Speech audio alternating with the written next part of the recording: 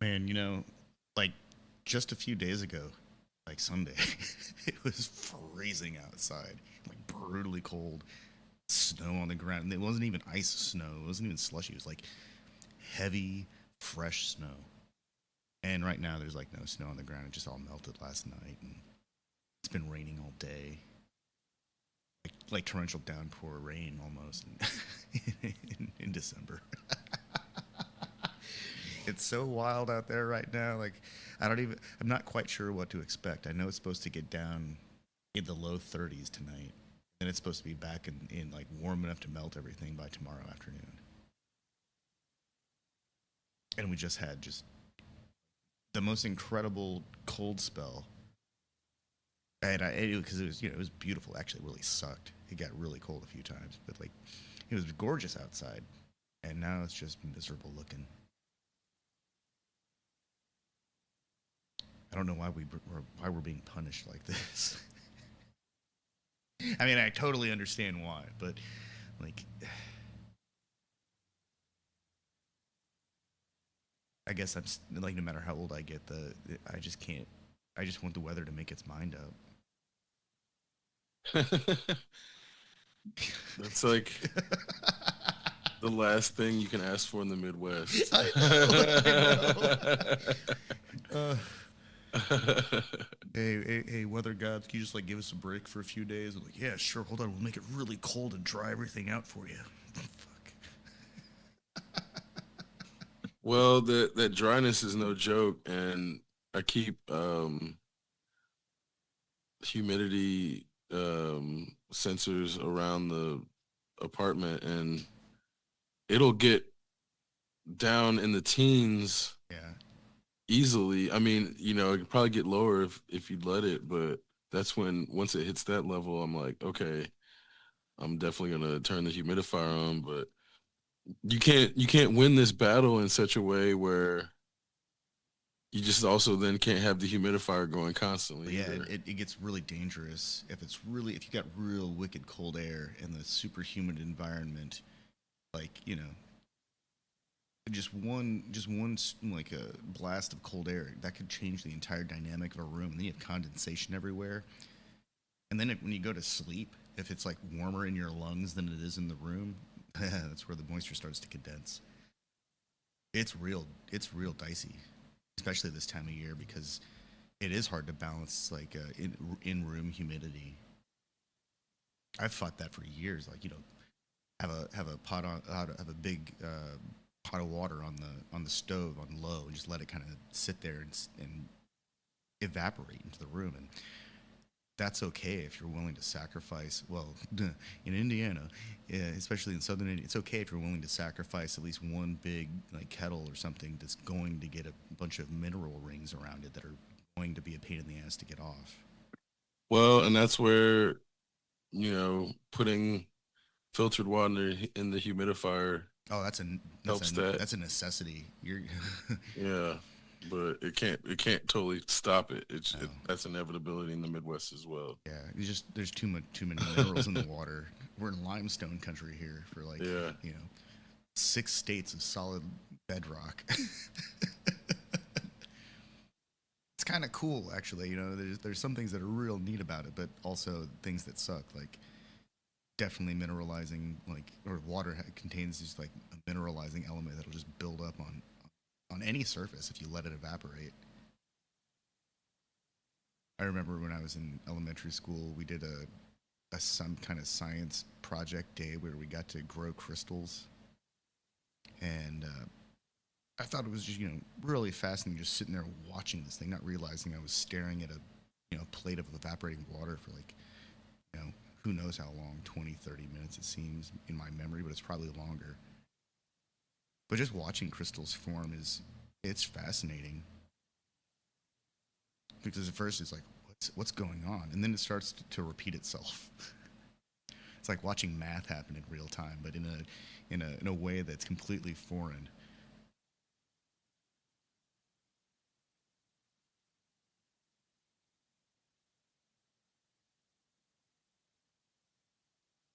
Yeah, that's an interesting way to think about it because it's definitely a reflection of mathematics and geometry.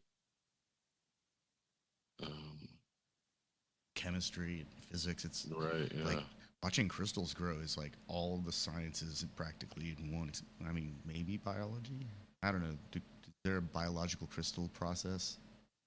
Yeah, there is. There's totally is. What are the kidney stones?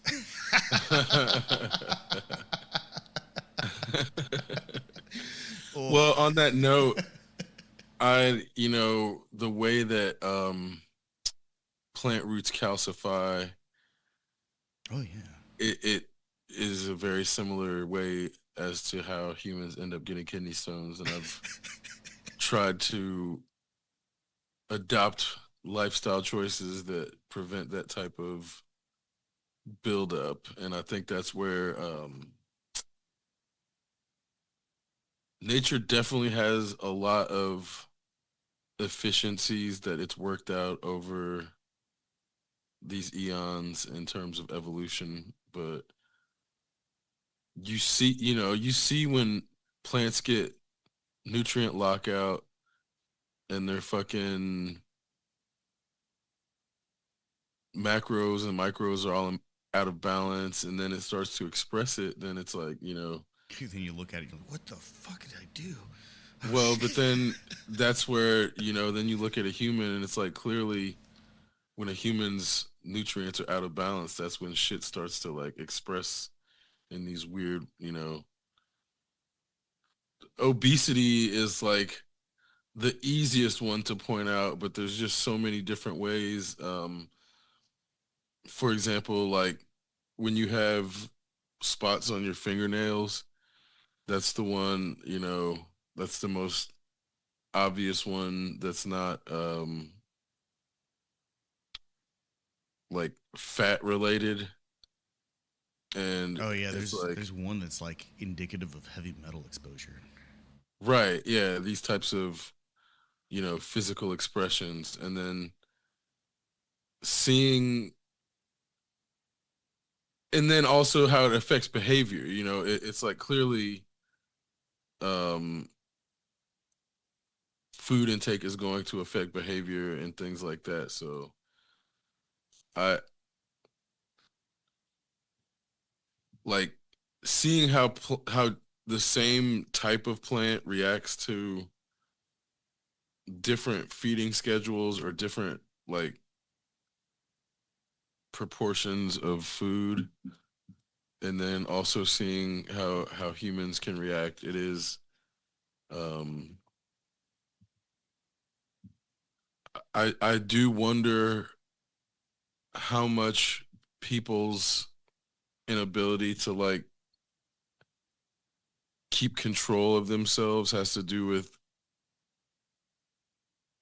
how sporadic their nutrient intake is because they keep doing different things. Like, Isn't that like the standard though in like America? Like, oh, here's this next variation on the theme of how I'm gonna fix my diet, and yeah, there's a new diet. Well, there was for like a decade. There was like a new diet every week. It seemed like back in 2000. yeah, and you don't really get that in the same way Well, I in think that other enough places. people So, decided that things like Atkins was actually really dangerous, and even doing a keto diet's actually really dangerous if it's not done right.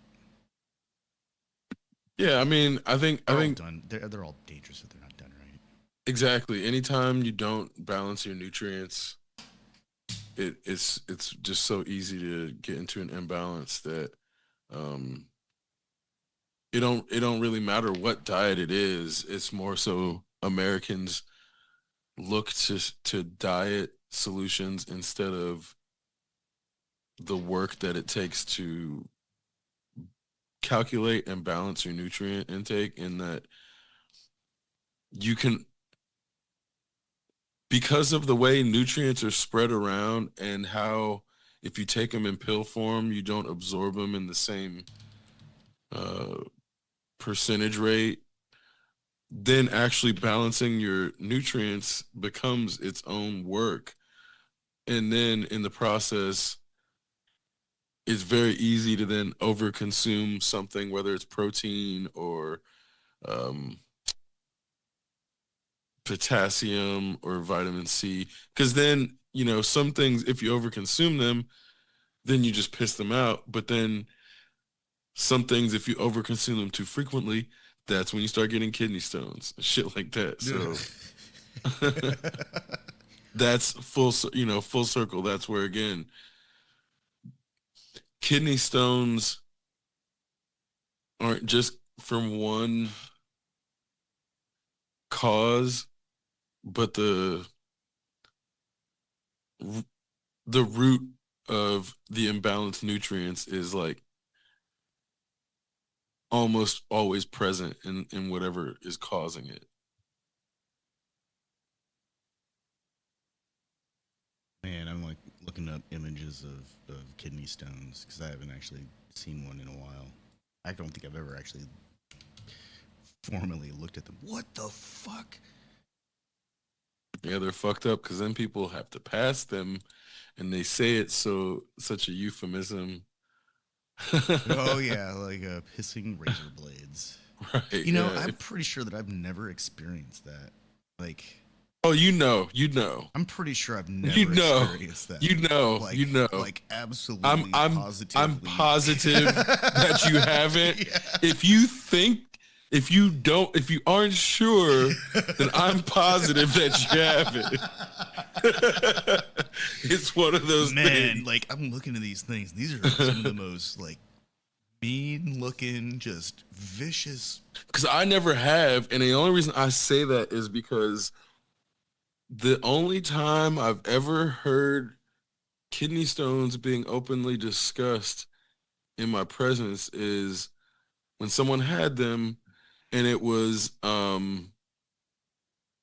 my Muay Thai coach who was also a nurse. So this man was not Oh, there's he different was not types new to too. pain. He was not um someone who was going to like vomit or faint when pain was present. And apparently when he said when the pain hit, he thought like he thought he was dying, but then in the process he said all he could do was think about going to the hospital, and it was like the worst pain that he's ever had and ever felt in his entire life. And like I said, this was a person who had been punched in the face for, not for fun, but nobody's trying to get punched in the face. So this is like on a scale of punched in the face to kidney stones, there's such a huge gap to the point where I'm like, this this is something where if you get punched in the face, it's not something where you're like, I think I got punched in the Oh face no, you today. definitely know. I don't No, know. the only person I've ever met that said anything about kidney stones, they said it was like worse than getting kicked in the nuts, which is like a. I mean, you can watch a video of somebody getting ball tapped, and there's a sympathy pain. So I can only imagine just how horrible it is to pass something that has like 1,000 facets of sharp edges, jagged, sharp. Man, this stuff looks so mean. It's like if granola was made out of, I don't know, rocks. That's what it kind of looks like, except much meaner. This looks like the stuff that gets falls out of the geode when it gets cracked open. Yeah. Oh, ugh. And this is like big enough that you could hold one on the tip of your finger. Holy crap! Some of these things are huge. Yeah, some of them are not able to be passed, which is where that surgery comes in because they're so big. Yeah. See, And the diet that causes kidney stones. you're like, what can I do not to have this Yeah, happen? seriously. Let's see here. Have green tea, coffee, bananas, yogurt, broccoli, papaya, cantaloupe, bok choy. I like all those things. Let's see. It says to avoid supplements, salty, sugary foods, cold cuts, and other processed meats. Grapefruit? No way. I mean, I'm not disputing this chart. That just sucks. Swiss chard, rhubarb, potatoes, beets, raspberries, dark chocolate, black tea, buckwheat, wheat bran, beans, nuts and seeds, tofu, miso, and other soy foods, spinach. That's like, that's funny is the avoid list is like all of these things are on like the top food stuffs of the developing world. Like beans, nuts, soy foods, potatoes. Well, but it's also, it's one of those things where there's nothing that's perfect for ingestion, Sure. especially in tandem with the notion of you can't eat the same thing for every single meal or it would drive you insane. But then, for example, with black coffee, you think, oh, there's no downsides, but it stains your teeth in a way that when you add milk, it binds to the oils, like the fat in the milk, so then it doesn't bind to your teeth.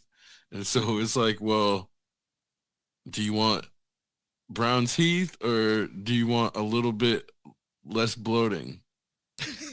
You can't have it both ways. Either your teeth are gonna look like you smoke cigarettes, even if you don't smoke cigarettes, or you're gonna have to carry a little extra weight if you want to drink coffee. you know, I don't. I I think my dilemma, of course, is that I like everything on this list. Yeah. Raspberries too? Seriously? I you know what? I'm gonna roll the dice, and I'm just gonna keep on keeping on. I'm probably gonna like It sounds like bitter things also are something that we should not consume a lot of, which is why they're bitter. mm, that's what that's there's what I'm hearing. there's a lot of bitter food out there that has or foods edible things that come with these like really complex like extra steps to prepare them so you don't get sick from Yeah, eating them. And I'm pretty sure that that's like a reason we're not supposed to eat those things. Like yeah. any of the green leafy vegetables that are like, yeah, you got to boil it, drain it off, boil it again, drain that off, boil it a third time just to make sure that you get the toxins out so you can eat this leaf. Yeah. I'm pretty sure that the cabbage was selectively bred like a long time ago, and it's not that bad. It's in the bitter department, but it's not very bitter, and it doesn't hurt. You can cook it once and eat it, and it actually has like anti-inflammatory properties. I don't want to have to rinse and boil like three times just to have like a cooked leafy vegetable. That's like way complicated. I'm not opposed to complex food prep. I like cooking things in a wok, and I enjoy sous vide. I enjoy things that are like I can appreciate complexity, but I just don't. I don't feel confident about Oh yeah, you can eat this thing that would normally make you violently ill if you just cook it multiple times, and I get it. It's extracting whatever toxin because that's how you do it. But man, like, we're like not pre-Columbian Europe where they didn't have a big variety of food. We're like in the postmodern era where we've got like availability of avocados year round. You can get oranges year round. You get strawberries year round. Like, which is actually probably going to change here in the next 20 years unless like literally every country gets on board and starts like being really conscious of things like the environment.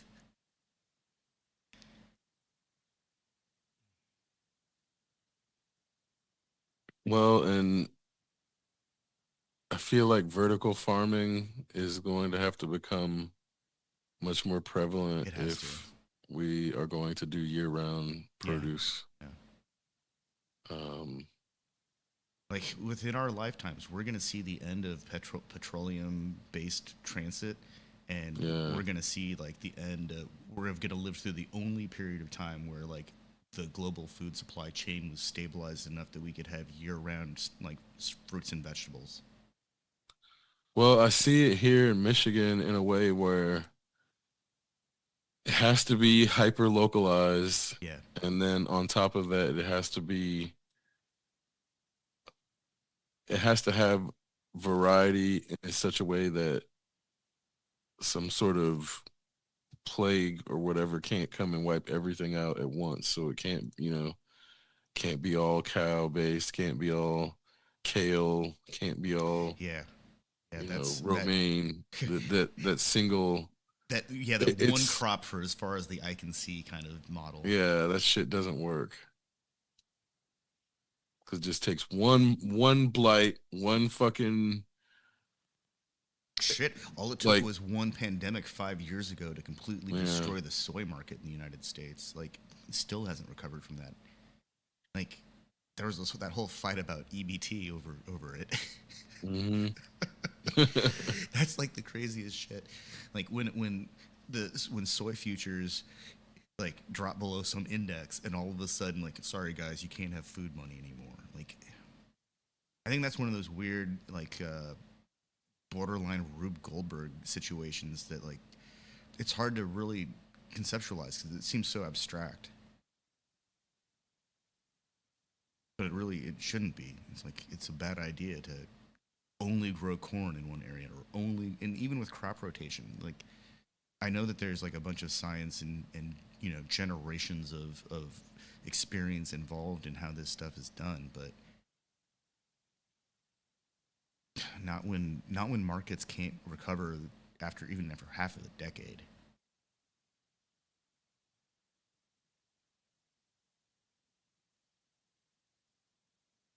And let's not even like let's not even get to the whole part of like a significant portion of that soy was shipped off to China, and then we bought it back in a processed form. Are you telling me we can't process soy in the United States? That seems ridiculous.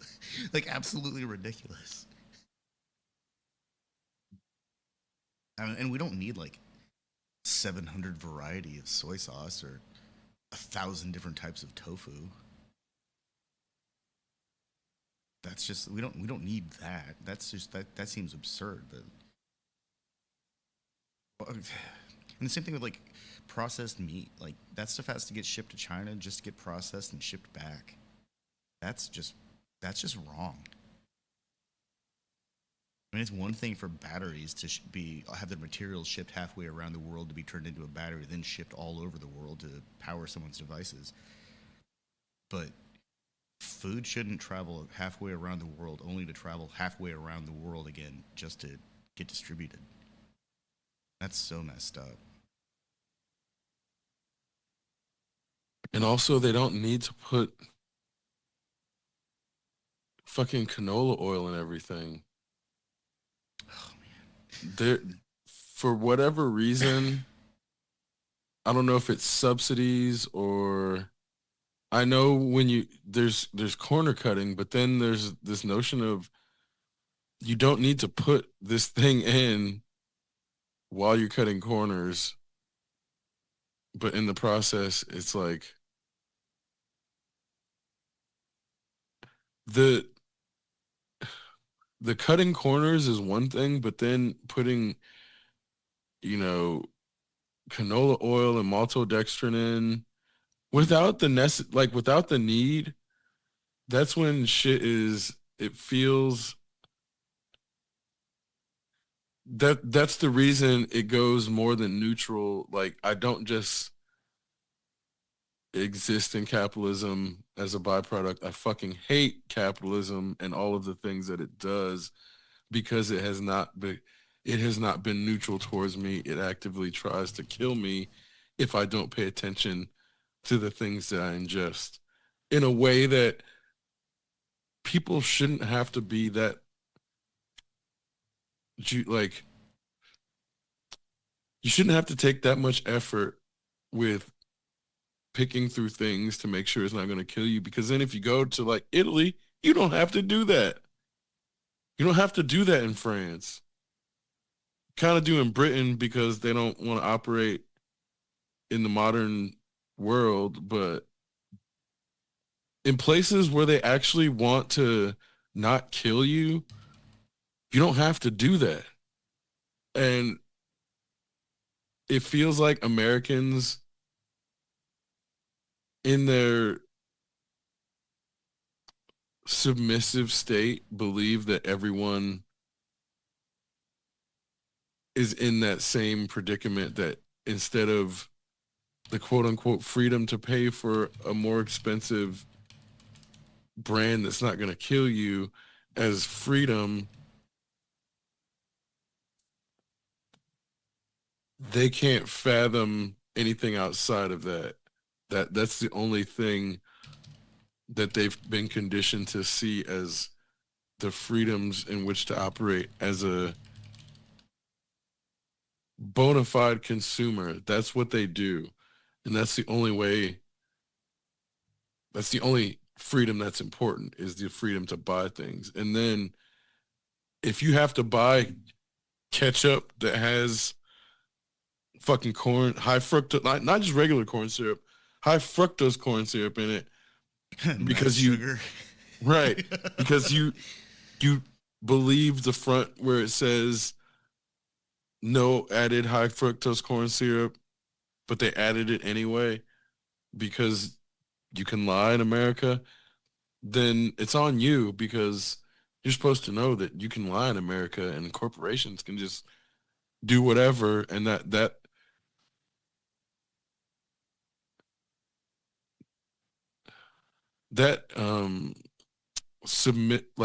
submissive attitude towards the worst form of capitalism, I think, is why people like myself and people outside of America don't like capitalism.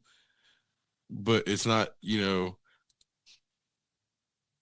it's not just because capitalism exists. It's also because capitalism is not benign and it's actively malicious.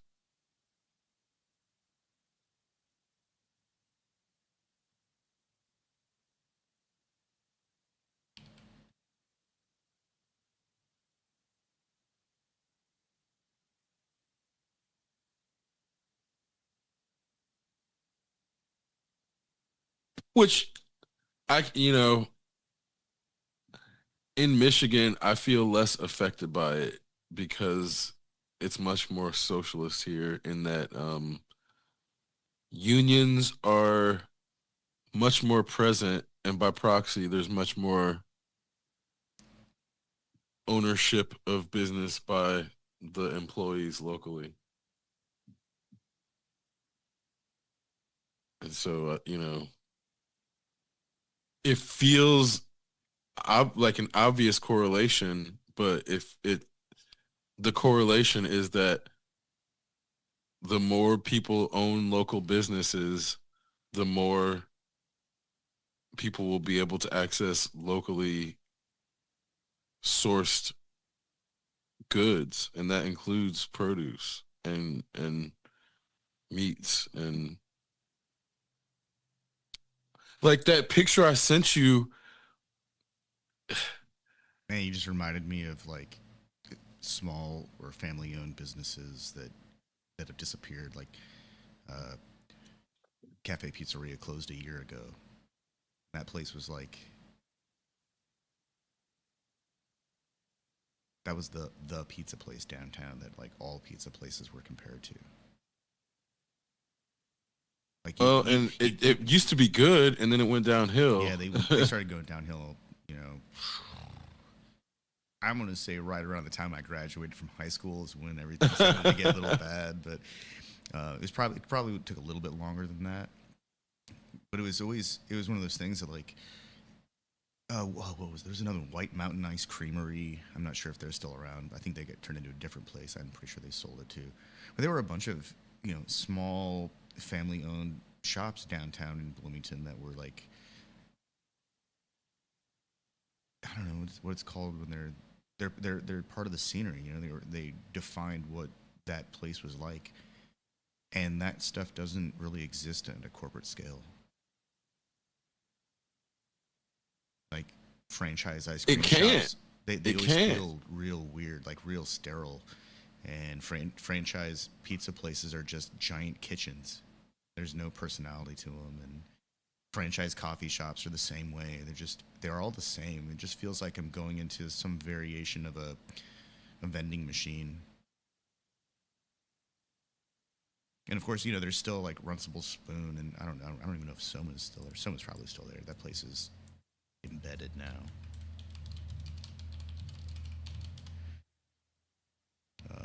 Yeah, it looks like Runcible Spoon went downhill very fast. It was good, and then one day it was terrible, and yeah. then it never recovered. No, that's one of those places that like I'm pretty sure that like something moved into their grinder or into some place that's hard to clean. Yeah, Soma's still around. So there's still a few like sole proprietor coffee shops, but even those can't. There's like a time limit on how long these things can actually exist, and then I don't know what it is. I don't know what it is. Like there's like the honeymoon phase for any place is always when they're the best, and then things just go downhill from there. But then some places have better staying power than others.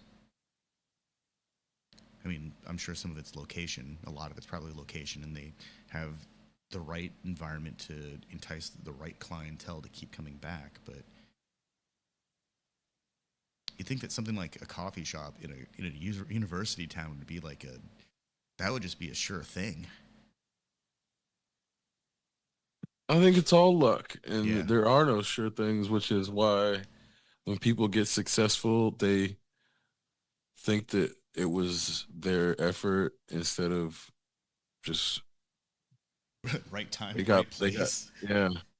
Like they put in effort, but the luck and the timing was most of it, and that's And there's always a measure of setting oneself up for success. Like nobody goes out and does I a mean, C but minus again, job trying to succeed, do they? but that's in the context of like, yeah, nobody actively does a C minus in their own mind, but then you had generations of white men that C minus at best when you compare them to other people, and that they just got lucky because it was a racist ass country that basically created a jobs program around them and allowed them to steal other people's credit in a way that's why they're mad, because that's what happened, and they know that's what happened, and it's no longer coddling them in a way that allows them to steal other people's labor, and other countries aren't allowing them to steal their labor or allowing them to steal their resources.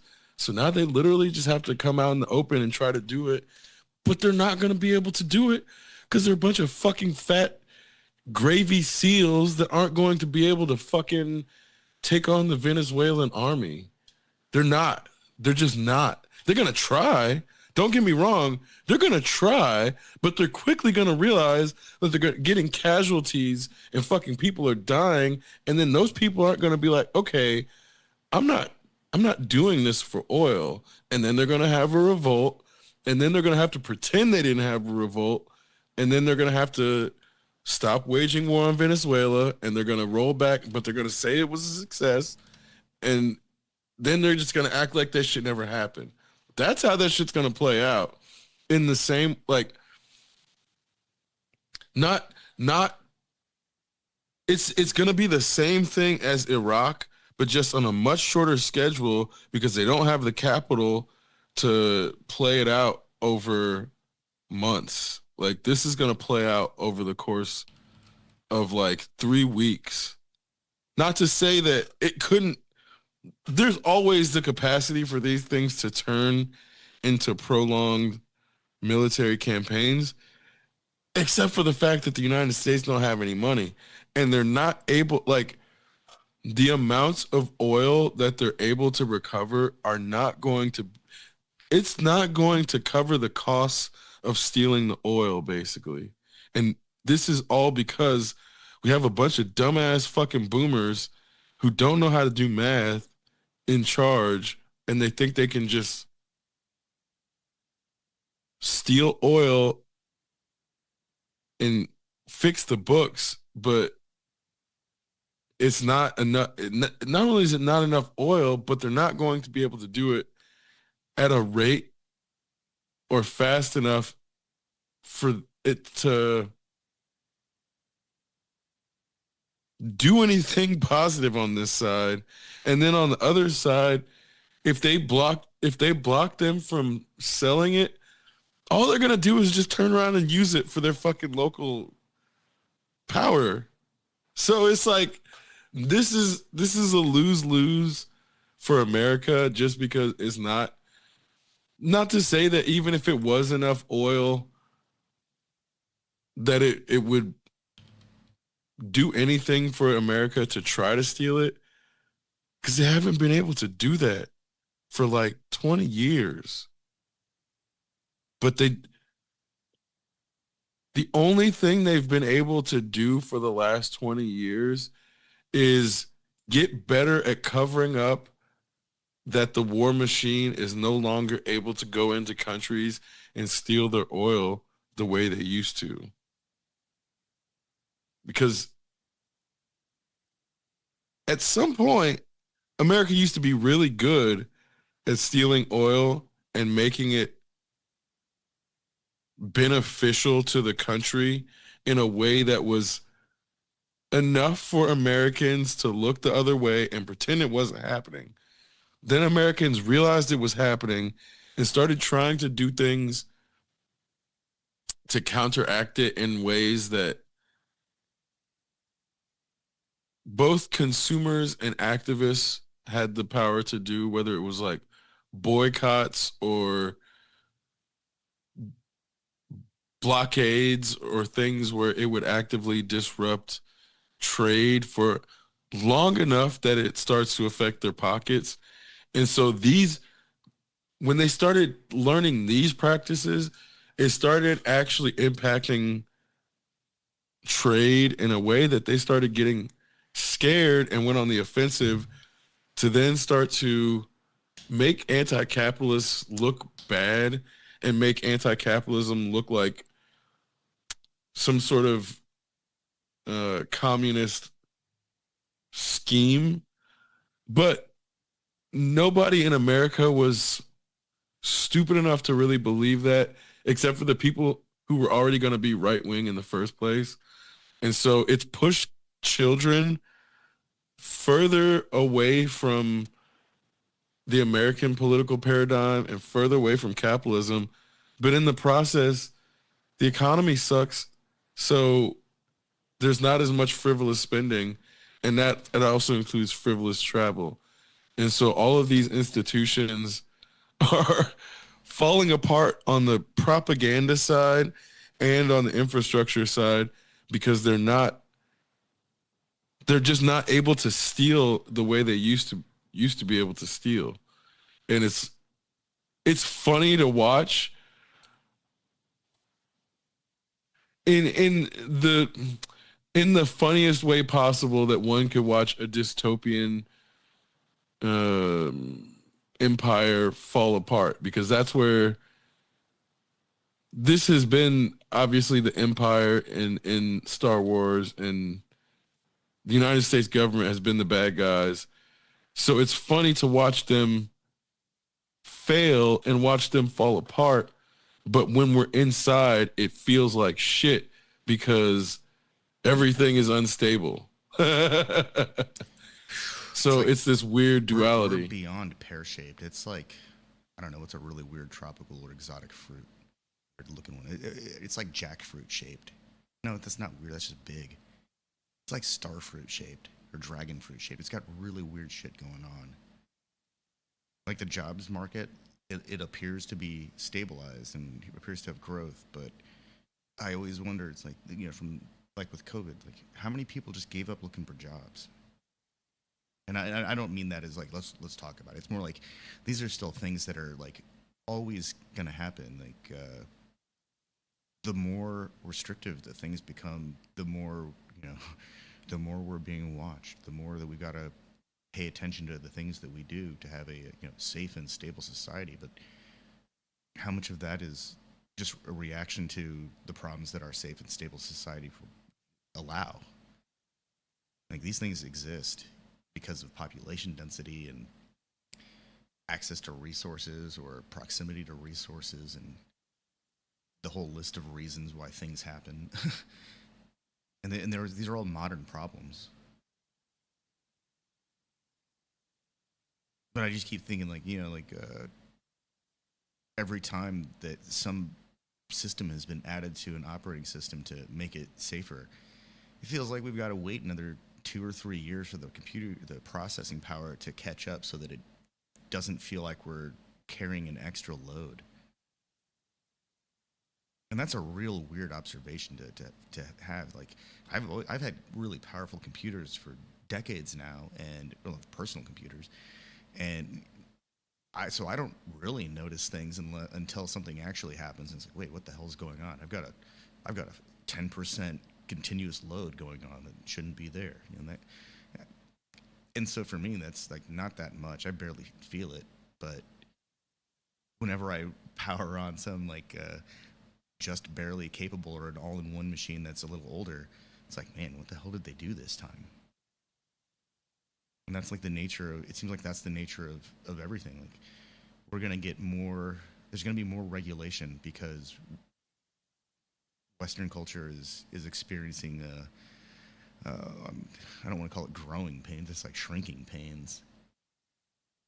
It's like this is what happens with attrition, but everyone's lying about it. Oh, it's just inflation. No, things are getting tougher. But all the solutions aren't really addressing. It's like symptoms chasing. That's what it seems like to me. And the worst part, of course, is feeling like even more out of touch because the news cycle is so. I know I harp on this. Like the news cycle is so fast and like just media channels just pump it out. There's an endless supply, and then there's all of the amateur level content that just gets generated nonstop.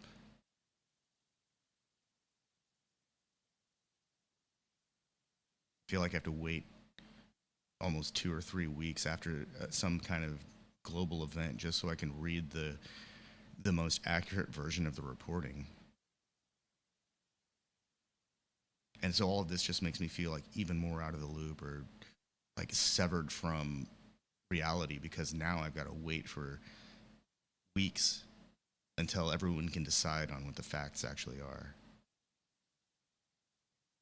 This is how they get people to tune out, right? And just to completely dissociate because it starts to feel like more than just a job to keep up with current events.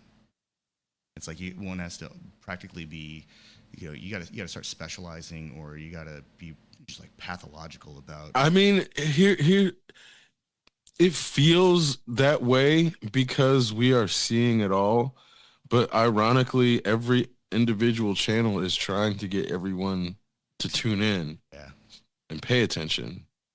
So it's like this is also after watching the market for you so guys aren't long. getting it. I'm gonna have to turn the hose on to full blast now. Like, Well, and this is also in terms of conspiracies and shit like that, where when one thinks about the notion of top-down conspiracies and what it takes to get coordination, oh yeah, um, like the notion of American top-down influence working, you really have to go back uh 70, 80 years to a point where that was actually the case. And especially since the emergence of cable television, it's become more and more difficult for top-down narratives to go unchallenged. And that thing you're talking about where you can't determine the truth because multiple versions of something come out and then you have to find the most true version of the event, Or that just the facts that people agree upon. right, and that started in media circa cable television. Otherwise there was only networks to distribute information, and they either had exclusive or basically had unanimous agreement on a story. So there was no disagreement in media, but now all media is disagreement in a way that the end result is distrust in any individual piece of media. But again, the irony is that every media outlet needs the viewer to trust them.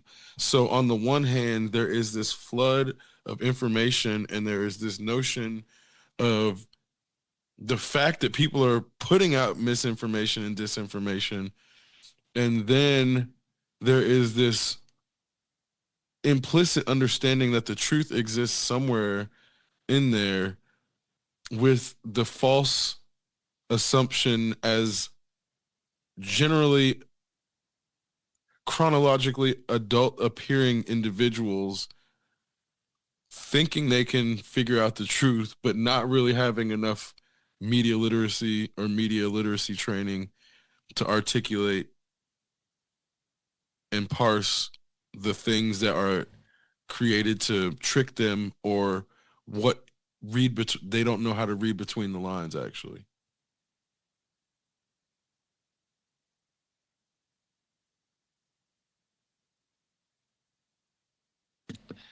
A lot of people think just because they are, like I said, chronologically adult appearing people, that they are sound of logical mind enough and media literacy trained enough.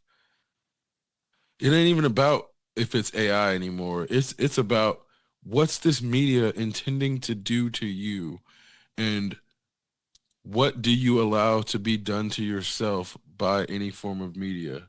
Because then part of it is the user, or the user, The the UC. viewer, the person consuming media only is that person is the limit on what can be done to them by the media, but that does not mean the media is not trying to do something to them. Oh yeah. And so there is a responsibility of preventing oneself from being manipulated, but also that does not mean that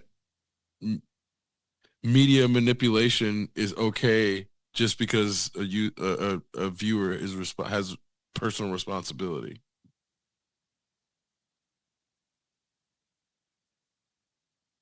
Man, it's like net neutrality really backfired.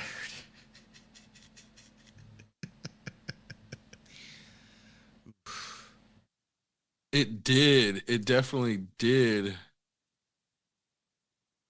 But that's I think that was always going to be the case. We were always headed towards this place. right. I mean, but that's because this place was never intended to be anything but a jobs program for white men. And Yeah. that's why when that part fell apart, it became white men lashing out and everybody else trying to deal with white men lashing out. And then white men getting upset that other people can call that out and aren't afraid of, well, there is violent backlash, but they can't kill us all, so it's not going to stop us from talking about it now. And that's the biggest thing that pisses them off, is because they at one point had scared society into submission and not talking back or fighting back if a white man was talking, or if a white man was whatever. But we're not. That's why they're mad, because we're not that anymore.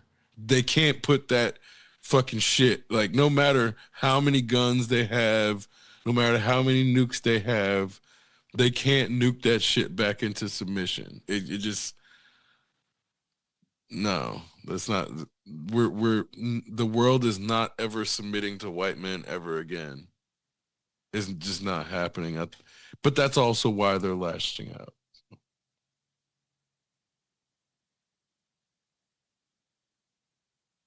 Yeah, I think that definitely like death rattle, but I, we're gonna this is we're gonna end up riding this out for the rest of our lives. I mean, I don't think so. It feels that way, but I mean, you got they're not long for this planet, bro. Like these old I white know, but the men. cleanup effort afterwards, Oh, for that's sure, gonna but take forever. That's like a multi-generation thing. I don't think so. I mean, it feels like it, but it when white men aren't in the way, things are gonna move way faster. Is what the issue is. There's these niggas have fucking taken solar panels off the fucking White House and shit. So you have the worst kind of human being on in the history of humans that we have to coexist with. Like, once they're all dead, shit is gonna be way different so fast. That's why again, it's like it it feels like this permanent weight that we have to deal with forever, that we're gonna have to deal with forever. But so many of them have died since we were kids, bro. I mean, and there is no the Rush Limbaugh replacement got picked off before he got to be Rush Limbaugh's age. They're not making him fast enough. So, I mean, th- there's still only one Alex Jones. But now it's funny to see how their grift has evolved, and now the manly thing to do is to cry over the attack on manhood, and they're all going on camera and bawling their eyes out as if they suddenly feel something, but they're just so concerned. Wait, there's an attack on manliness now. I mean, it's been going on. Attack on manliness and on womanliness. It's both. And they're very concerned because the transgender agenda, they don't want anybody to ever change their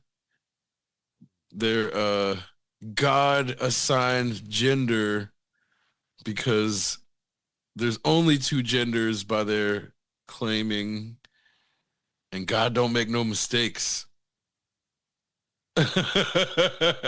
It's such a childish childish way of thinking about things. It's almost painful to say their ideology out loud, in that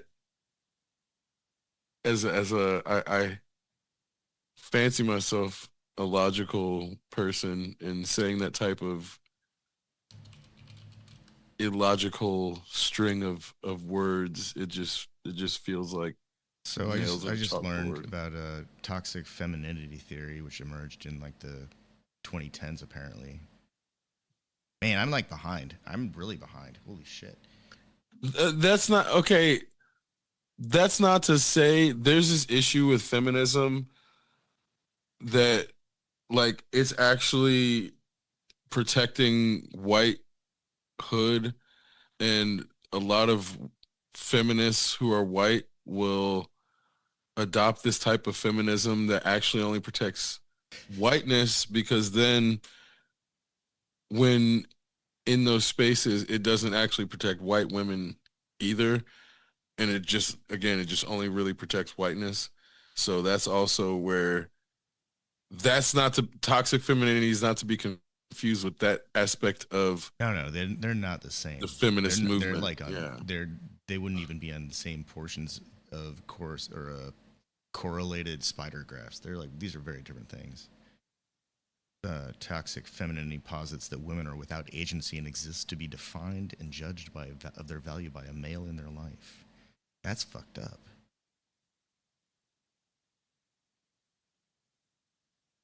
Who came up with this theory? This is nuts.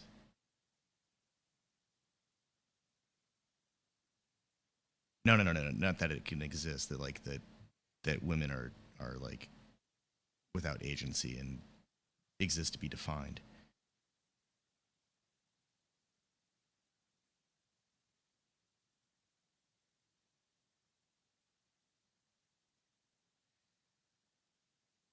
I realize that I'm very dialed into my interests now. Whoa.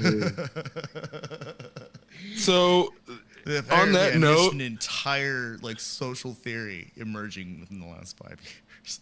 Well, okay. 15 years. On the note of like knowing if things are real or not, I saw a post earlier today about the announcement of a 4-day athletic event bringing youth from around the country to compete. And I'm like, oh, this is just a Hunger Games meme. And I'm like, oh, this can't be fucking real. Like, there's no way. This is funny that somebody like, this is good satire. I like laughed at it in my head. I'm like, oh, this is really good. They're doing some good satire these days. Come to find out that shit was real. And then I'm like, I don't know what's up and down anymore. Because that's the end result is like when you see something and you think it's fake for whatever reason, and then you find out it's real, and then in your mind you're like, no way, this can't be real. This feels like a Paul Verhoeven fucking film. Like, this can't be real. This is it's too on the point. This is like if the boys tried to satirize the right wing and then because I didn't actually listen to it. When I saw the video announcement, I'm like, oh, this has to be AI. This has to be fake. But the AI is pretty good now. Like, good for them. And it's I went through the rationalization that it had to be fake. I seriously did. Because it's so absurd.